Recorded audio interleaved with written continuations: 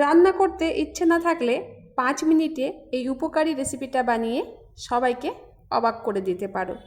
তো চলো এই রেসিপিটা কীভাবে তৈরি করছি ফুল ভিডিও তোমরা দেখতে থাকো।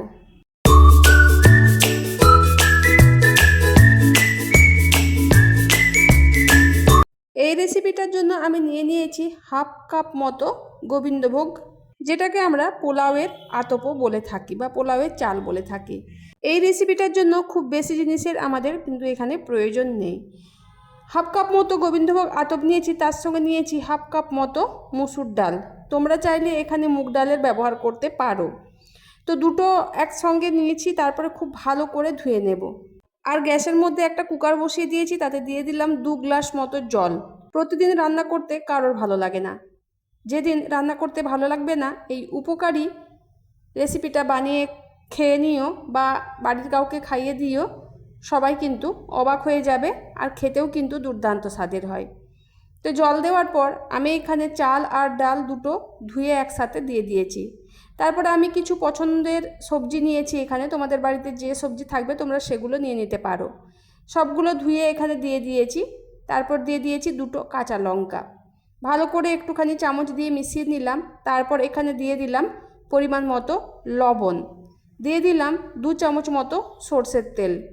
উপকারী এই রেসিপিটা একবার হলেও বাড়িতে অবশ্যই তোমরা রান্না করার চেষ্টা করবে।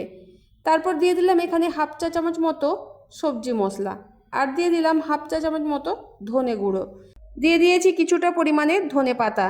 সব কিছু দিয়ে খুব ভালো করে আমি মিশিয়ে নিচ্ছি।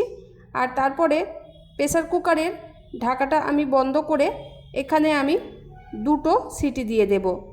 2টো সিটি দেওয়ার পর যতক্ষণ না প্রেসার কুকারের গ্যাসটা বের হয় ততক্ষণ আমি রেস্টে রেখে দেব। তো দেখো এখানে আমি 2টো সিটি দিয়েছি, কিন্তু একদম ফুল ফ্লেমে দিয়েছি, আঁচটা কিন্তু ফুল ফ্লেমে আছে। আর 2টো সিটি দিয়ে আমি গ্যাসের ফ্লেমটা অফ করে রেখে দিয়েছিলাম। তারপরে দেখো এখানে গ্যাসটা বের হওয়া না পর্যন্ত আমি সেটা রেস্টে রেখে দিয়েছিলাম। তারপর তোমাদেরকে দেখাচ্ছি তৈরি হয়ে গেছে আমার সুস্বাদু সেই রেসিপিটা। খেতেও যেরকম দুর্দান্ত আর দেখতেও সেরকম দুর্দান্ত হয়। আর সবথেকে বড় কথা হচ্ছে বন্ধুরা, 5 মিনিটেই কিন্তু এটা একদম রেডি হয়ে যায়।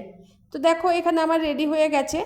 আর এই রেসিপিটা খাওয়ার জন্য আমি এখানে সেদ্ধ ডিম নিয়েছি, এরকমভাবে আমি সাজিয়ে দিয়েছি ডিমটা। আর এখানে আমি নিয়েছি কিছুটা পরিমাণে আলু সেদ্ধ।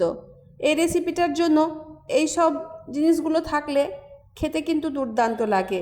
কিছুটা পরিমাণে ঘি আমি ওপর থেকে ছড়িয়ে দিয়েছি। একদম পুরোপুরি রেডি হয়ে গেছে আমার আজকের রেসিপিটা।